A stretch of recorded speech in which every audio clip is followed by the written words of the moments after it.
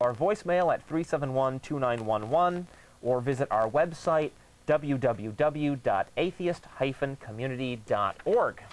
And there it is right there on your screen. Indeed. Popping up like magic. And Wow. for another thing I forgot, we were so out of practice, I forgot to put on my We don't hate you, we just think you're wrong That's button. right, our buttons. I've got two with me here. Oh, thank you There so go. much. Well, hang on, folks, we're still getting dressed. Just a reminder, this, of course, is our program slogan. Christians, we don't hate you, we just think you're wrong, because we're always being accused of hating Christians. And we don't, We really. don't. We just think they're really, really, really wrong. Yeah. Mostly what they have to say is pretty inaccurate. And so if you see either Martin or I in public and you watch this show and you like it, come up and say hi, and we'll offer you a button. Yeah. So I got to remember to start carrying them on me now. yeah, you want to get back to that. I have a lot of the business cards. I always make sure I have That's good. the Well, ACA that's group something. cards. Let's see. What else we got? So, where have we been all this time? I think people might want to know this, especially since we're going back to tapes next week and for at least a week or two after that. Oh, we are. Next week. That is my understanding. Okay. We lucked out this time because this is a fifth Sunday of the month, and so the studio space wasn't already reserved, and so we were able to get this time slot. Here's what happened. Quick explanation. We got into trouble for violating a rule that somebody who works here told us we could, and it turned out we couldn't, and so our producer got suspended temporarily, and he has now challenged that suspension, and the suspension has been revoked because it wasn't really our fault, I guess, though I don't want to speak for ACAC about exactly why they rescinded it, but the point is, our producer is now back and up to speed. In the meanwhile, we managed to get some tapes back on the air running with a different producer who had not gone quite as far through the classes, so all we were able to do is run tapes. We are back to being taped again for a week or two after this until we get everything squared away and get back to being a live show. Yeah. In the meanwhile, thanks to those of you who have stuck with us through all this. We apologize for all the trouble. We apologize for being off the air without warning, and we are doing our best to get. To us, believe. Yes, we haven't liked it any more than you have, Yeah. and we're working very hard to get everything back on track and get the show back up to speed and everything back the way just like you like it. Also, you may have noticed that the show is now an hour rather than an hour and a half. That also is probably going to be the way things are for a while. The problem was that these problems cropped up just as the new season of shows was beginning. And so our application for our time slot wasn't processed right away because we didn't have a producer. And so now we're using the available space. And so it looks like we're going to be a one-hour show for a while. If we can get back to being an hour and a half, we like that better. We hope you do too. We're going to try to get back to that. As soon as we can. Okay? So that's all of that. Yeah, it's been quite an odyssey. Yes, it has. Yes, it has. Learning experience for us all. Yeah. But boy, we've missed being on TV. It's so good to be back. Yeah. A lot of fun. Yeah. Indeed we have. Would you like to do the news? I would like to do the news. I will start with the news this morning. New Year's Eve, 2000/2001. Very exciting. Indeed. Any big plans? This is, in fact, of course, really the new millennium about to start tomorrow. It wasn't last year. That was just the big round number. When it's 2001, that's a new millennium, technically. Right. And of course, that's a purely arbitrary thing. Well, it's arbitrary in the first place, but if you're gonna really care about when it was 2,000 years, well, that's starting tomorrow. Yeah. We have more to say about that later. Right. Yeah. And of course, and that's only if you're using the Gregorian Christian Common Calendar. You know, like the Jewish. It's what, like in the Jewish calendar, the year 5938 or some number, like some Star Trek-ish sounding number. So, anyway, but here we are with the news. 529.7. That's it. Thank you, Vic. Just getting going with the news because there's been a lot going on in the 3 months we've been off the air. But first, my announcement, I have a new monthly web column that I'm writing every month. It's Martin's TBN Watch. I was just sitting around watching TBN one night and just feeling my brain cells dying one by one, screaming out my name, please. TBN is Trinity Broadcasting Network. right. Yeah, And they're on cable. They're on cable, and actually, if you don't have cable, you can get them. Are they on satellite? I don't know if they're on your satellite service. I don't know anything about that. Because I get Fox Family Channel, which has a lot of the Christian shows. But Yeah, although not as much, though. Yeah. I mean, it's still. Yeah, they and you probably get intersperse them with some other stuff. And you probably get PAX too. Not that I know of. Okay, well maybe you don't. But Trinity is the hardcore fundy 24/7 Okay. channel, and it's most atheists will tell you it's much better than Comedy Central any given day of the week. And I was just sitting around, and I just got the brainwave to do a monthly column where I critique and say humorous things about what I saw on the air this month. So that's up and available, and the January column is now. You can access it through the ACA website, URL down below. So I read your first installment too, and it was quite amusing. oh well, I thank you. enjoyed it a lot. Thank you very much. Well, there'll be more to come. More to come. Anyway, in the news this morning, a lot of science news. Starting with a more scientific research into life extension. As it were, this is something that we're both very interested in. Mutation of a gene, whimsically named "I'm not dead yet," can double the lifespan of fruit flies. A laboratory discovery that researchers said may lead to drugs to help people live longer and perhaps even lose weight. Gotta get your priorities in there in order. Okay, researchers at the University of Connecticut Health Center have found that the lifespan of fruit flies was extended from an average of 37 days to 70 days when a gene was modified on a single chromosome. Some flies in the study lived 110 days. The same long life gene exists in humans. In human terms, a doubled lifespan would be about 150 years.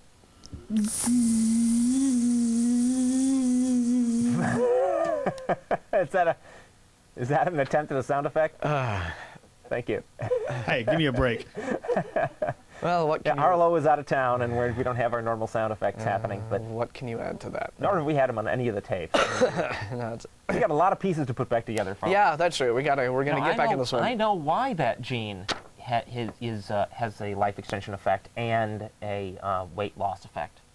Because Because, see, the one clinically proven method to maximize lifespan that has been discovered is what they call caloric restriction. It means eat as few calories as you can possibly get away with.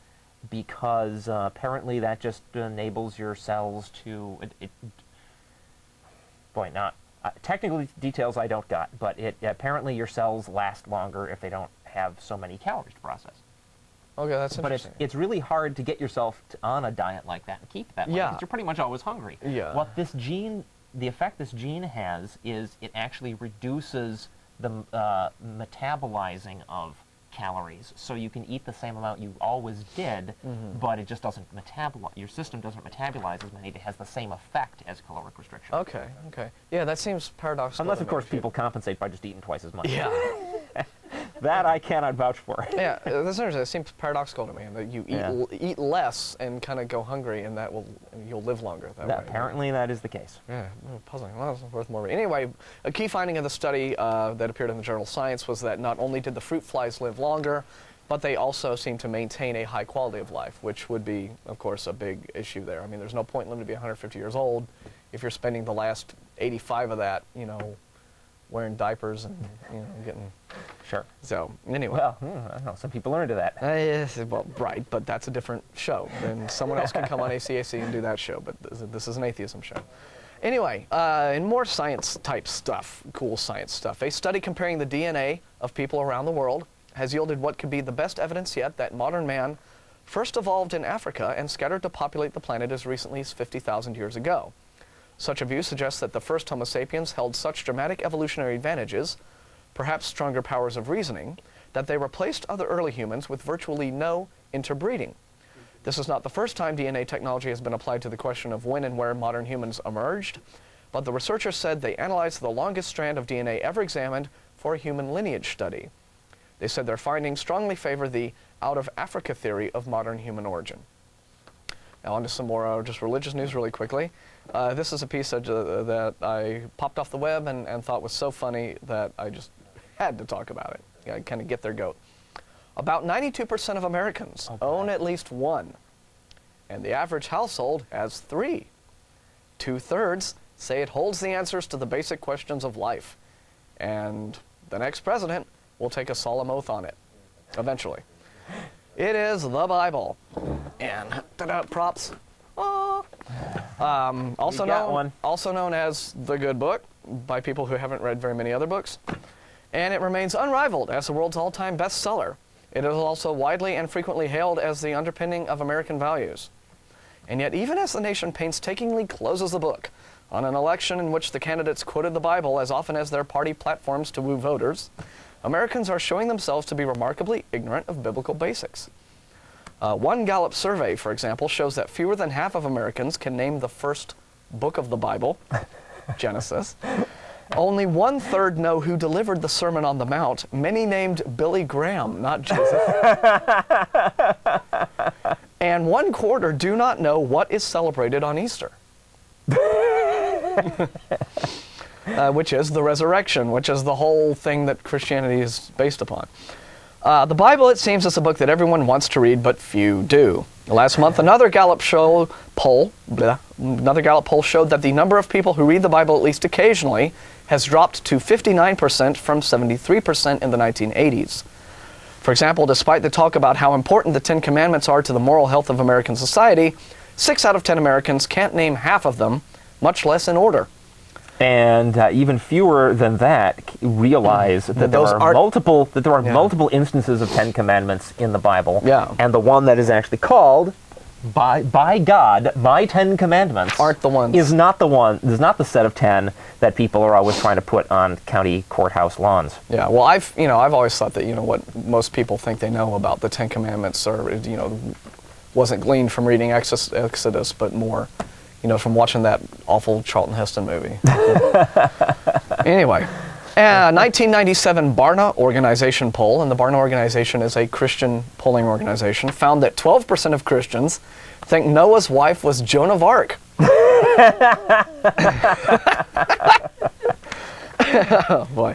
The poll also found that 80% of born-again Christians believe it is the Bible that says God helps them that helps themselves. Actually, Ben Franklin said that. Just very, very, very funny. Yeah, I mean, it's probably true that there have been people in our group have read this book more than, the average person out there who calls himself a... Now, we got to hang on to these questions and be prepared to ask them of callers. Yeah, that's pretty funny. So anyway, and in our final bit of news, just to fill in some space here, this isn't necessarily religion-based, but just so the Christians don't think we're only picking on them. Yeah, we let kooks of all stripes have it. And here's one for the psychics. The world's biggest psychic experiment on December 7th failed to come up with a shred of evidence for telepathy. But then, true psychics would have known that anyway. Over the course of 10 experiments, several hundred people failed to project a set of images to volunteers in a sealed room several hundred feet away. The volunteers should have got between 2 and 3 images right just by random chance. In fact, they scored 1 out of 10. 5 of the experiments were direct misses, where the receiver ranked the correct image as the one least likely to have been sent. Carolyn McCormick, age 29, should have been receiving a mental picture of 2 gophers, but she ranked that as the least likely picture. So it's very amusing. And that is the news for New Year's Eve. So, Typical. Yeah. Typical. And it just, when will it stop? Well, darn good question. Because here we are now, December 31st, 2000. It has been a year since I began doing my Rapture reports, Right. where we list the currently pending claims of the demise of the earth, of the return of Jesus, of the beginning of the apocalypse, Everyone being raptured and away. so on, of the rapture, right? Yeah. And a year later, and several dozen rapture claims now behind us and failed, we're still here, and none of this has ever happened. In fact, we're quite a bit behind the Rapture reports. I have a bunch to check off since the last time we were on live. Okay. Not only just the ones specifically scheduled for October through December, but also the ones generically predicted to happen sometime during the year 2000. So if you'll all indulge me, this is the last time you're going to have to hear about a lot of these. Yeah, hooray. October 1, Byron Weeks said that the national ID card system would be implemented on October 1st. Oh, okay. I don't remember that happening. No. President Clinton was to declare martial law sometime in September or October, and the world government would start rounding up the separatists and patriots. This guy must be some kind of a commune-dwelling right-wing loony. America would then be plunged into a nuclear war and desolated. Failed. Gee. October 9 of this year, Christian prophet Grant R. Jeffrey suggested this date as the probable termination point for the last days. Failed.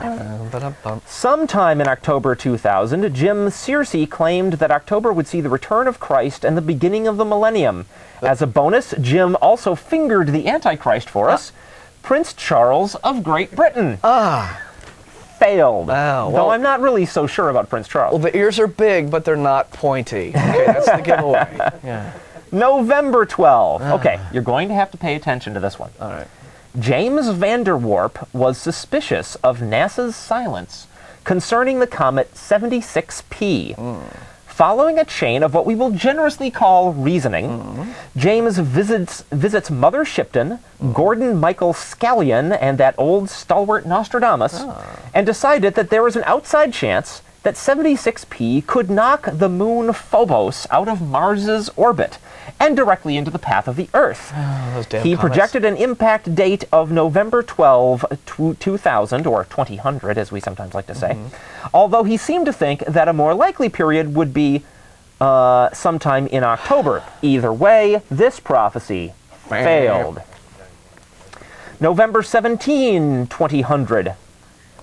Another eisegesis fan, I don't know if I'm pronouncing that correctly, I don't even know what it means, look it up yourself. David Zavitz saw the Oslo Accord of December 13, 1993 between President Arafat and the late President Rabin as the start of the 7-year tribulation countdown. Somehow this was supposed to mean that November 17 of 2000 would see faith's big reward, whatever that means, followed in short order by the resurrection of Daniel himself. Failed. December 31st, 2000, today. Of course, so technically, we got till the sundown, we got till midnight for this to possibly come true. But here we go. I think you won't, don't think anybody in our audience is really going to be seriously expecting this one to happen. Joseph Kibwetiri's Doomsday Prediction number 2. Oh, wait a minute. On March 17 of this year, over 600 members of a Ugandan cult calling itself the Movement for the Restoration of the Ten Commandments of God sealed themselves into a church and were burned to death. Evidence suggests that they were murdered by their cult's leader because they were starting to express they're like, hey. doubts since his previous prediction failed. It's a rare case of like people getting a clue. He had previously claimed that the world would end on December 31st, 1999. He has now reset his doomsday prediction to December 31st because his previous one failed, and now, as far as I am concerned, it's pretty good. So has this one. Pretty safe bet. If you got to kill people to shut them up about how bogus and lame your predictions are, pretty safe bet that none of them are going to come. I don't know. Last I heard, he was on the lam. Yeah, he's still at large. That's all I know. Kind of. All right, now folks, you've heard a lot of these before. Though there are a few new ones I picked up. These are now all the claims generically predicted to happen sometime during this year. Okay, this year being 2000. The beginning of Christ's millennium, according to some Mormon literature, such as the publication Watch and Be Ready, Preparing for the Second Coming of the Lord. The New Jerusalem will descend from the heavens in 2000, landing in Independence, Missouri, according to this prediction. Failed. 19th century mystic Madame Helena Petrova Blavatsky, founder of Theosophy, foresaw the end of the world in 2000. Failed. Just a comment there. Not all of these are Christian claims. We're equally critical of end times predictions from just about anybody who doesn't have a real solid scientific basis for it. Well, for some reason, people just seem to love the end of. It's like they react to the end of the world as if it were some party they can't wait to get to. You know, and it's really strange. It is. It's sick. It's sick and twisted, and largely it's a way of selling books and getting people to hand in their offerings. Yeah. Even Sir Isaac Newton was bitten by the millennium bug. He predicted that Christ's millennium would begin in the year 2000 in his book, Observations upon the Prophecies of Daniel and the Apocalypse of St. John. Failed. Sorry, Isaac. Ruth Montgomery predicts Earth's axis will shift and the Antichrist will reveal himself in 2000. Nada. The establishment of the kingdom of heaven, according to the Reverend Sun Myung Moon, failed. Nope. The second coming, following by a new age, according to famed psychic Edgar Cayce, failed. Yeah. The end of the world, according to Lester Sumrall in his book I Predict 2000, failed. I predict wrong. One of the earliest predictions for the year 2000 was made by Petrus Olivi in 1297. He wrote that the Antichrist would come to power between 1300 and 1340, and the Last Judgment would take place around 2000. Failed. According to American Indian spiritualist leader Sun Bear, the end of the world would come in the year 2000 if the human race didn't shape up. Well, perhaps Indian spiritual leader Sun Bear should shape up and not make any more stupid-ass predictions. 18th century fire and brimstone preacher Jonathan Edwards, not the moron with the TV show on the Sci-Fi Channel. No, but he talks to spirits. A different Jonathan, a different moron. A different moron, an 18th century moron, concluded that Christ's 1,000-year reign would begin in 2000. Failed. By the way, this is a live call-in show. That is our number there. We had a caller, and I think we just... Yeah, we won't be taking any calls until I'm done with this, but we will shortly after that. Feel free to call in and stay on the line. We will get to you shortly. The world will be devastated by AIDS in the year 2000, according to Indian guru Bhagwan Sri Rajneesh. Afterwards, the world will be rebuilt by a peaceful matriarchal society. Failed. William Cam, a.k.a. Little Pebble, is the leader of an Australian doomsday cult, the Order of St. Charbel. He predicted that a comet would destroy the Earth before the dawn of the new millennium. And, of course, we've been cutting him some slack in assuming that he understood that the new millennium wasn't until tomorrow. Very likely this was a failure a year ago. Yeah. Members of the Stella Maris Gnostic Church, a Colombian doomsday cult, went into Colombia's Sierra Nevada mountains over the weekend of July 3rd to 4th, 1999, to be picked up by a UFO that would save them from the end of the world, which was to take place at the turn of the millennium. The cult members have disappeared. Wow. Perhaps they were picked up by aliens, again, assuming that these nitwits knew that the millennium didn't really happen until tomorrow. Failed. I guess there's no follow-up on that one. They're still missing. Is that... I'm going to count them failed. Oh, well...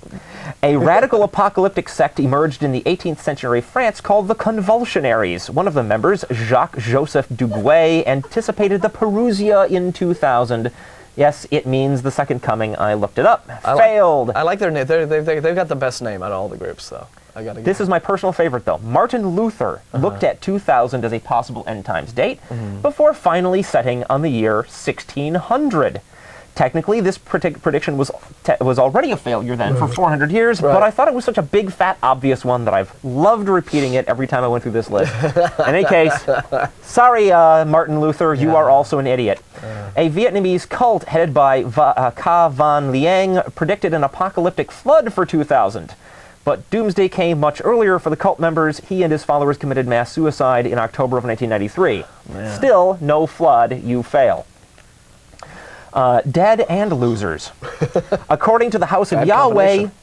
Bad combination. According to the House of Yahweh, 2000 was to be the beginning of the Great Tribulation. The last 7 years of human history were to have begun on September 13, 1993. Presumably the final war would then begin sometime about September 13, 2000. No, sorry, no such luck. According to William Zambrano, the impact of Comet Shoemaker-Levy on Jupiter signaled the start of the 7-year tribulation. No, it didn't. Amar Ali Khan says that the Muslims' last prophet would appear to lead all the faithful in a 30-year battle against Satan's army in the year 2000. No, he didn't. Tsukio Mahikari, a Japanese cult, preaches that the world might be destroyed in a baptism of fire in the year 2000? No.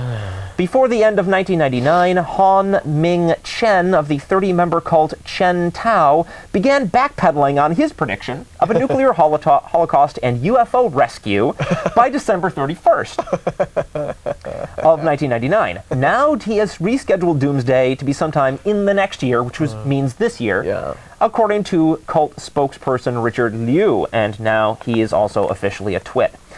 Sometime in 2000, either a few days or a few months away, according to this September 12, 2000 CNN article, the end days will take place, say members of a Mormon-based cult near the Utah-Arizona border. Hundreds of members of the Fundamentalist Church of Jesus Christ of Latter-day Saints pulled their kids out of school in preparation for the big day, which is not happening. Yeah. Okay. Nice favor for your kids there. Yeah. That we can finally stick a fork in all those predictions. Not a one of them came true. No, 2000 and came we are and went, supposed to think, and it was a year like any other. And we are supposed to think that prophecy is a thing that actually works. Good grief. We have Marcus on line one. Let's go ahead and take a call before getting into the predictions for the coming year. Because they're not over, folks. They won't quit. Many of the same people who failed last year are trying again for next year. You wonder what they get out of it. What they get on this show is abused. Yeah, that's right. Marcus? Howdy. Hi, what can we do for you, Marcus? I said that the Y2K Bug is going to hit tonight. Why is that? Because it's coming. And, it's got to come down sometime. Why? See the fall of the stock market. Everything's coming down. Do you have a clue what the Y2K Bug was all about? Why don't you tell me? Okay. It was a thing where the computers clocks, when they ticked over to 2000, it was going to require more digits than old-fashioned computers were able to handle. And so if it was going to happen, it had to happen at the start of 2000. It can't happen tonight? That is correct. Yeah, it was unless we got some really important computers in really key places that are still old-fashioned, never got updated, and their clocks are off by a year. Well, that kind of just kind of shoots my whole theory to hell. Yeah, I'm afraid it does. Thanks for your call, though. Thanks. All right, bye-bye. Oh, well. All right, so let's talk about 2001, shall we? I thought the Y2K Bug was a little roach that was crawling across the machine. Well, yeah. I had a friend who had a rat living in his computer. In it? Well, it's warm. That's another story. Yeah. Okay, Computer now. rat? First of all, predictions for January of the coming year. Oh, so tomorrow? Yes, tomorrow. Actually, January 1. So it could still happen. Still. It could. Oh, this is actually just a... never mind. There is no specific claim for that date that I know of. Well, somebody missed the boat there. January 20. According to a guy calling himself Bands, whose wacky website is unfortunately defunct now, the Bible says that the U.S. will be totally destroyed before the end of Clinton's term, which ends January 20 of 01. He used numerous Bible verses to prove his thesis. But we don't know which ones. We'll all be looking forward to that. I know that, as far as I'm concerned, hell is freezing over the instant that Shrub walks into the White House. Let's see. Now, generically, sometime in 01. These are the ones I currently have information on. Got it. Legend has it that in 1143, Saint Malachi prophesied that there would be only 112 more popes before the end of the world. Pope John Paul II is the 110th, which means that the world will end in the early 21st century. According to Malachi, the last pope will be named Peter of Rome. That's interesting. Actually, that doesn't necessarily have to happen in 2001, depending on how long the next couple of popes last. Yeah. Well, I'll move that to later on. Pyramidologist Georges Barberine, subscribing to the concept of the Great Week, predicted that Christ's millennium will begin in 2001. According to the Unarius Academy of Science, the Pleiadian Space Brothers will land their UFOs near El Cajon, California, ushering in a new age. That's the Unarius Academy of what? The Unarius Academy of Science. Okay, just want to make sure Be cautious, folks. Anybody can call their stuff science. There are actually some rules about how science actually works. It doesn't boy. involve predicting the landing of the Pleiadian space brothers. No. Well, at least you know all the good peyote in America is out there in El Cajon, California. Earth changes maven Gordon Michael Scallion predicted major Earth changes taking place between 1998 and 2001, culminating in a pole shift for this coming year. Nation of Islam numerologist Taineta Muhammad figured that 2001 would be the end of the world. Once again, we do not restrict our criticisms to Christian nitwits. Yeah. We will include nitwits We're of any equal- religious or spiritual or supernatural stripe. Equal opportunity nitwit abusers here. Jack Van Impe Him, yes, Jack. said that 2001 will see the start of the Great Tribulation. Political chaos, natural disasters, nuclear war, and the worldwide rise of Islam will usher in mankind's final hour. Well, Mr. Van Impe, we will keep our eyeballs peeled for that, as we have done.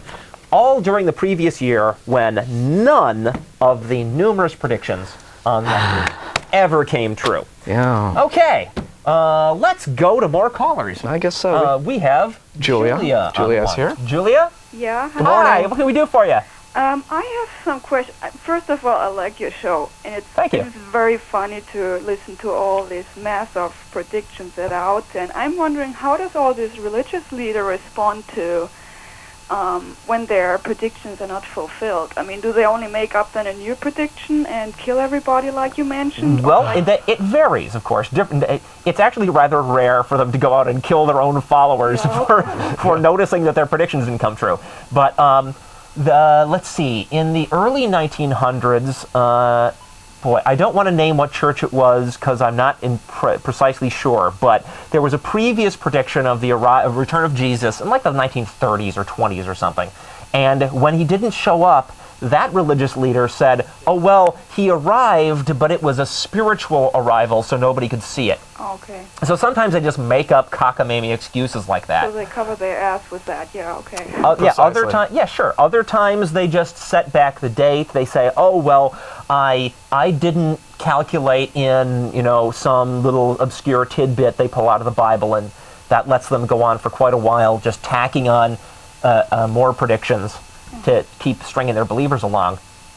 Okay. And sometimes they'll turn to the Bible where it says no man knows the day and time of Jesus' return, as if like that let them off the hook. Well, if that was true, why did they make their prediction in the first place? Yeah, I don't understand that either. And I also wonder how these members of these groups in church react if they, when they have 3 times in a decade a wrong prediction. Don't they learn? Or in the vast majority of cases, no. Yeah. Because in the vast majority of cases, you're talking about people who are emotionally committed to their beliefs, and it is easier for them to accept more bullshit than to recognize that the bullshit they've accepted so far is really bullshit.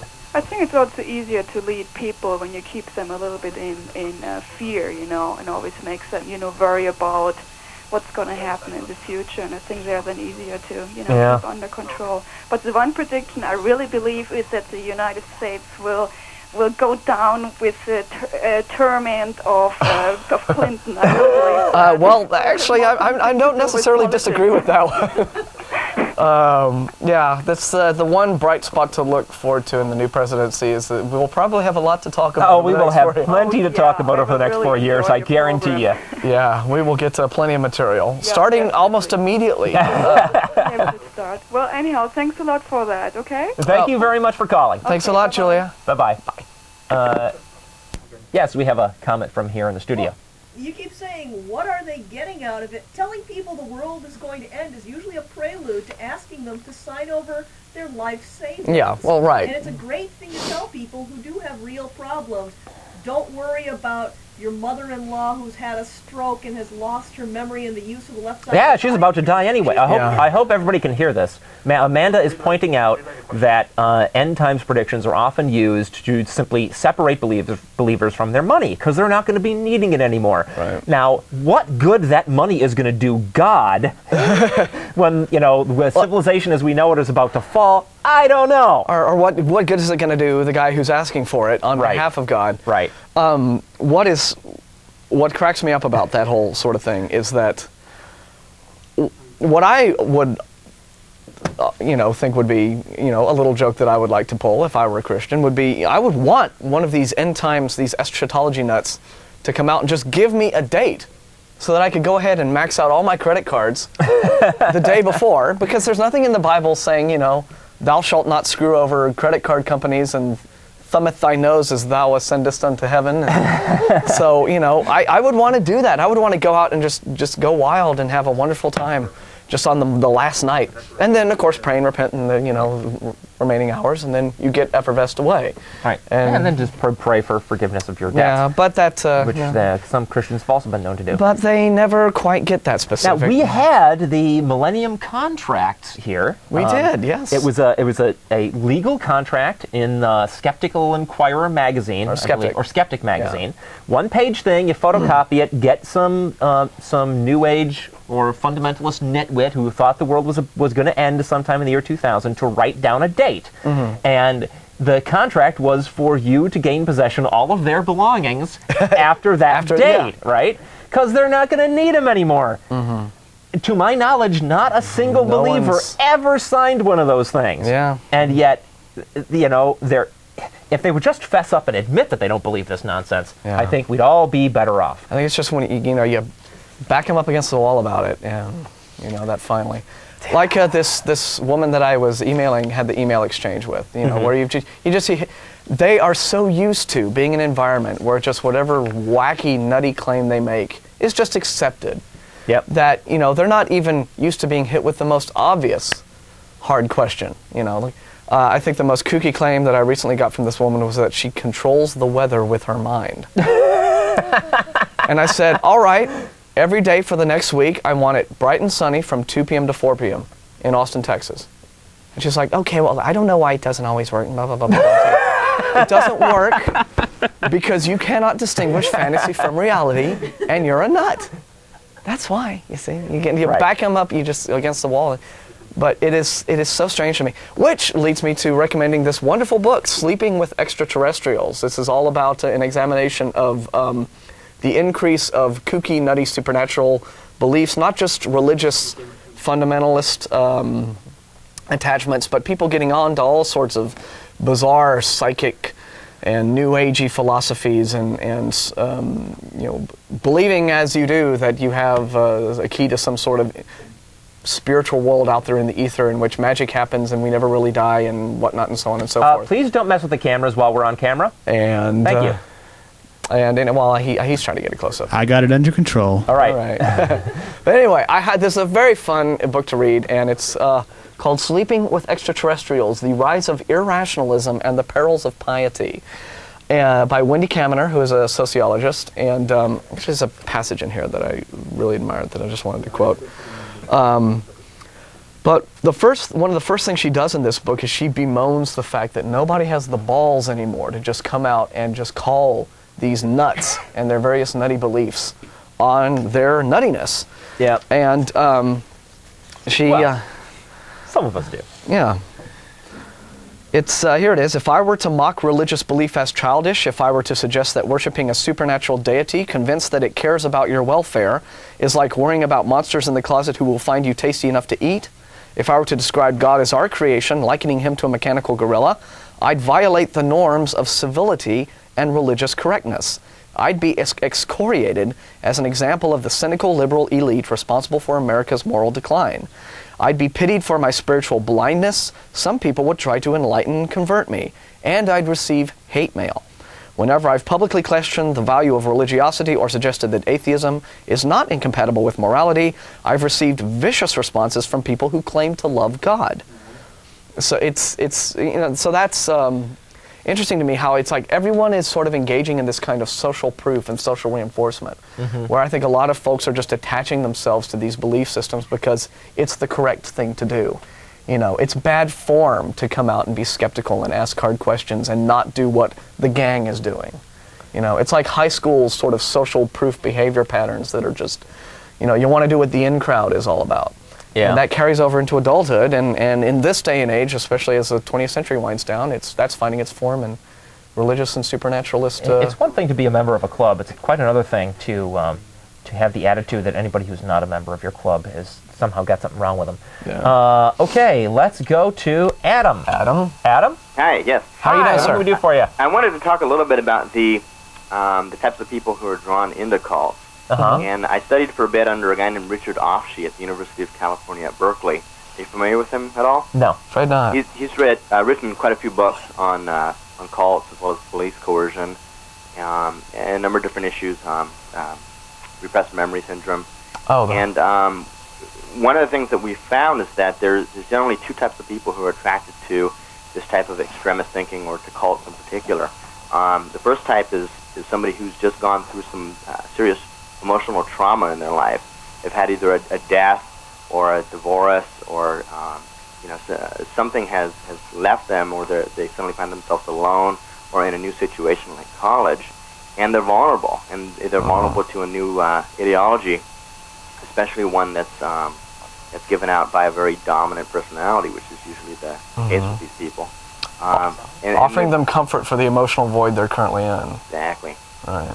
But the scary thing is that the other type of person who's drawn into it is, in general, you're kind of normal, everyday person, and usually it's done with a cult tactic where they like to get the person away from their normal setting and away from their family, by usually taking them to some type of a religious retreat, like a weekend, away in an area where they can't be influenced by any rational thinking people. Right. So I was wondering, in your readings, what have you guys found really is the predominant thing that affects people into giving their lives into this type of mindset? You know what I mean?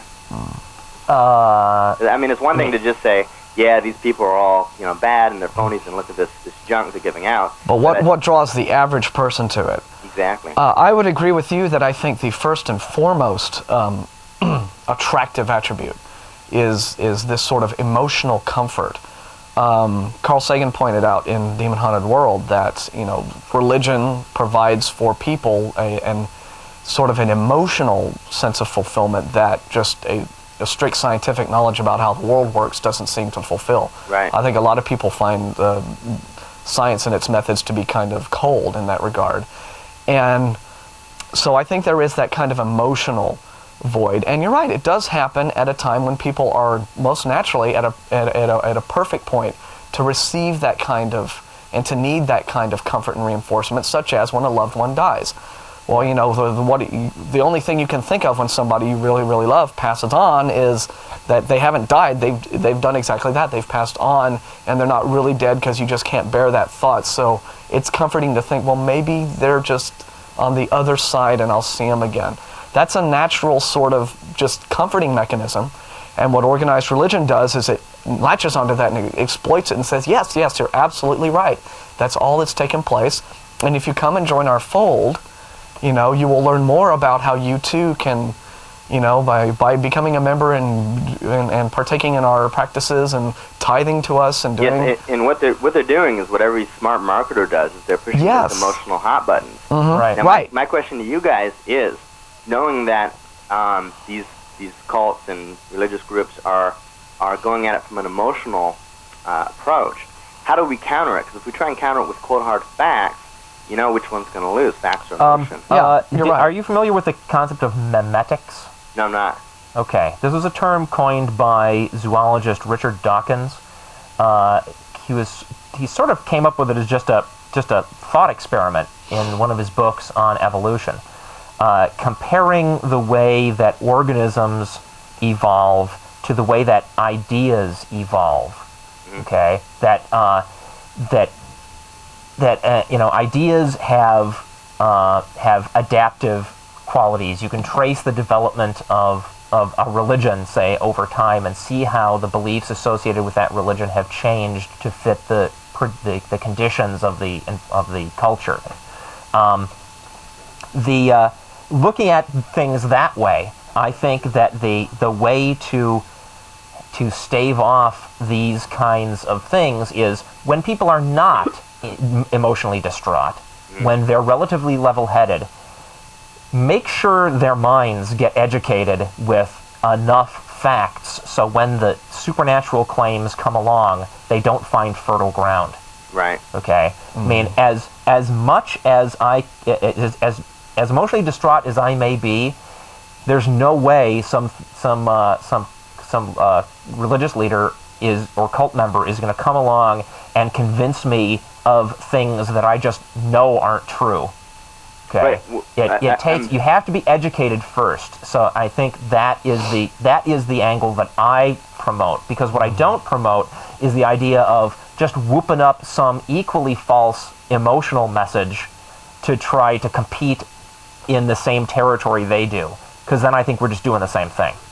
Just a moment. I have a comment from inside the studio. I'd like to point out there's a big difference between a religion, a strong religion, a fundamentalist sect, and what we call a cult.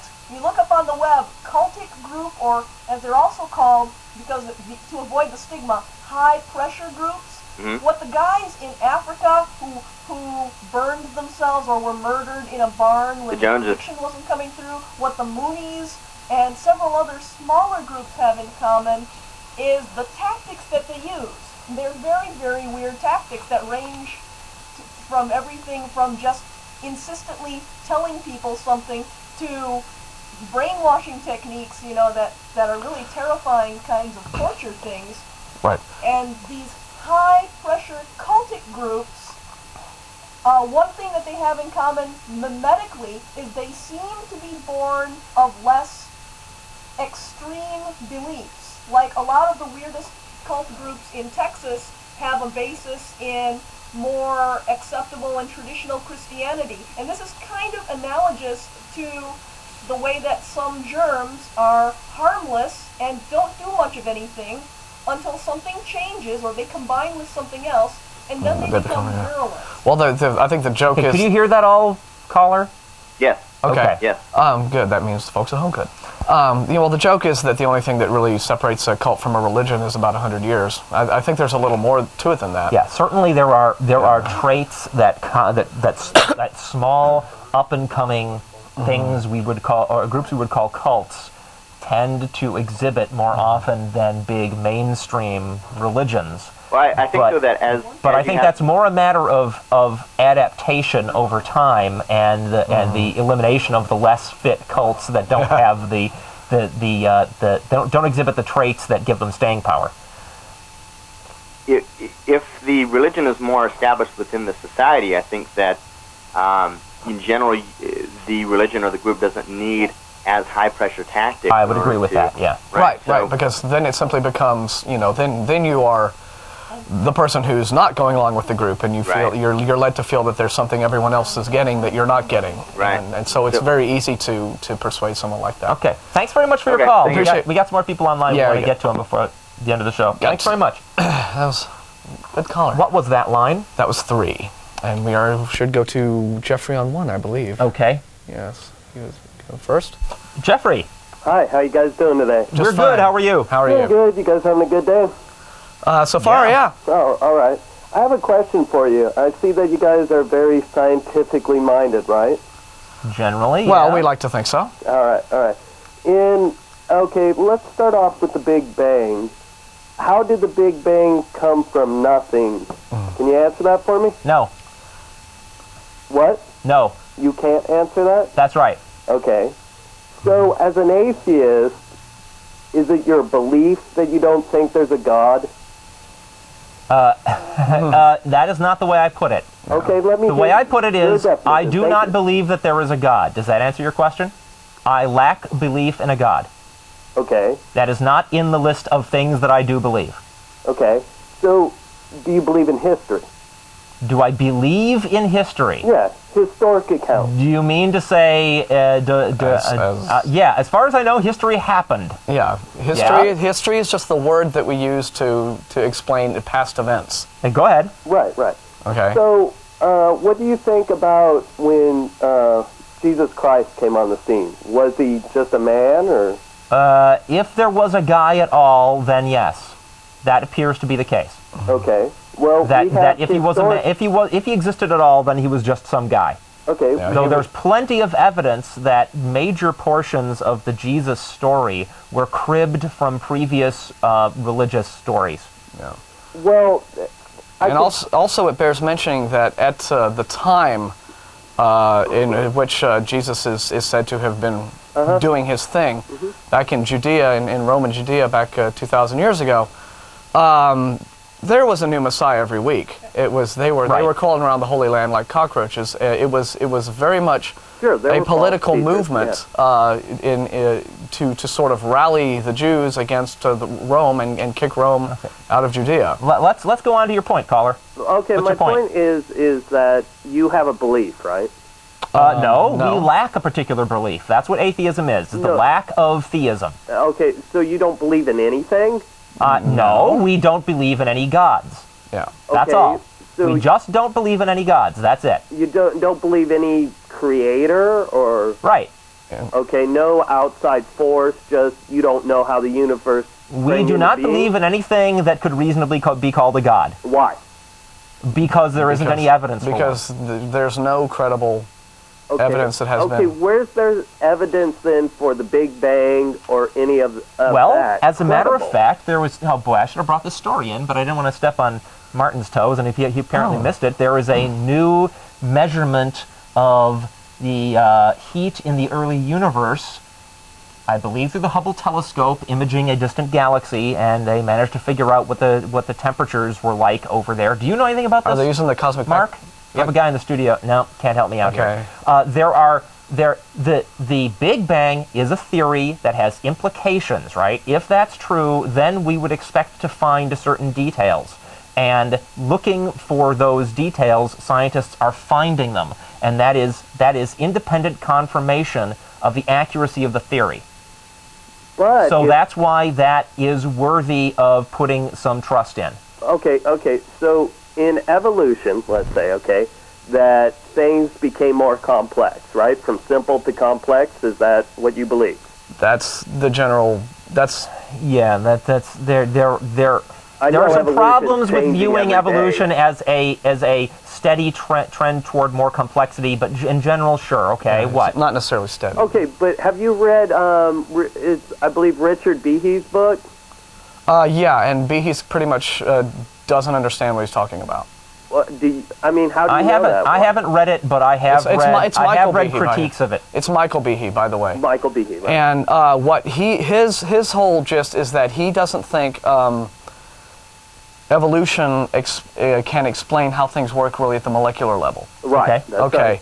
And as I think Trevor Pinnock, I believe his name is, points out in Tower of Babel, he is missing. It's sort of a problem of not seeing the forest for the trees. He has the analogy of, I think, the woodchuck trying to cross the highway to get to his girlfriend, and Behe's writing style uses analogy a lot, and to sort of attack points that Stephen Jay Gould and Dawkins and other guys make.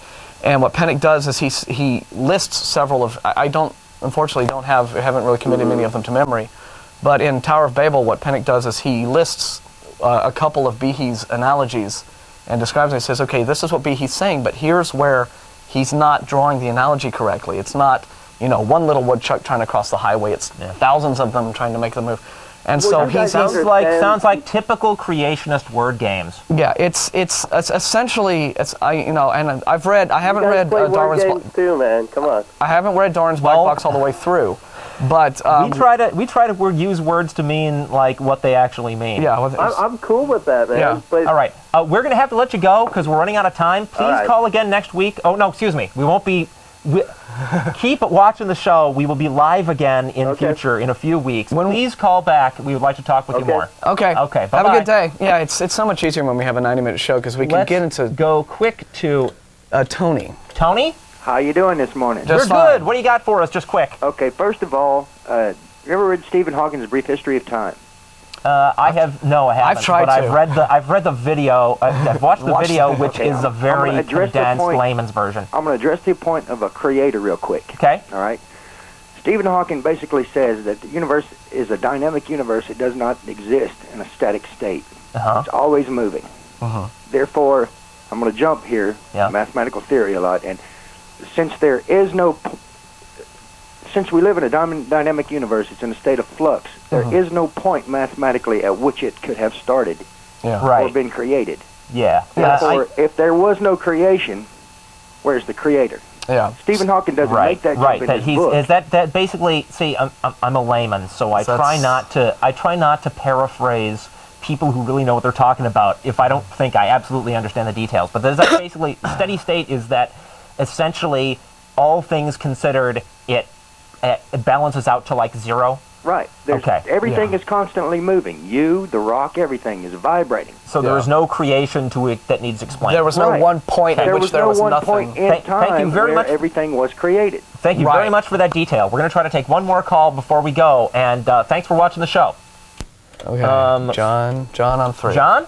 Yes. Hi, John. What can we do for you? How's it going, guys? We're good. How are you? I just wanted to call and give y'all my support. And, all right. I think I enjoy what you're doing. Well, thank you. I love Satan, too. We are not Satanists, sir. We don't believe in him either. Oh. Yeah, he doesn't exist either. Wait. Oh. No Satan? Yeah. No, not as far as we can tell, no. Satan rules! Yeah, okay, thank you very much. Okay, so... He's getting his New Year's partying in early, I guess. Let's see. We want to remind everyone that the Atheist Community of Austin meeting today normally would be at the Hot Jumbo Bagel Shop, 307 West 5th Street, but the bagel shop is closed today because of New Year's. Instead, we are meeting at Fur's Cafeteria at North Cross Mall at 11. Let's get to have a brunch. Just as if this was a lecture series week, which it's not, though there's been some talk of trying to get some kind of impromptu panel discussion going on. Man, we really kind of felt that 1 hour limit, didn't we? Because it's so much. In just 1 hour. It's the reason we went to 1 hour and a half. Yeah, especially because that one fellow gave there was so much detail that we could have gone in. But I tend to be more of a proponent of the steady state, or if not strictly what the steady state theory says, just this whole idea that the universe is something that just has always existed in some form. Maybe not the form it's in right now, but and I always find it curious that theists who have no trouble accepting the notion of a God who's always existed just can't seem to accept the idea that the universe may have always existed. Yeah. I was actually having an argument with a guy on alt-atheism about that exact same thing, and what he doesn't seem to realize is that it's not that scientists are assuming that nature caused, say, the origin of life. It's that scientists know that nature exists. Yeah. If you're going to look for an explanation for something, you want to start looking among the things that you already know about. Yeah. And that doesn't, until you prove that God exists, he's not even on the list of things that might explain it. Yeah. Okay. Right, folks, well. Thanks for watching. We will be back live again as soon as we can. Sometime in January. Be a few weeks. Yeah. But we appreciate you sticking with us, and we will continue to work to improve this show and keep us on the air as regularly as possible. Thanks to our crew. Thanks to the crew. Thanks to everybody who came down here this morning. Our callers. After being out of practice for so long. And Christians, we don't hate you. We just think you're wrong. Bye-bye. Bye-bye. Happy New Year. Bye-bye. Happy New Century, New Millennium, etc.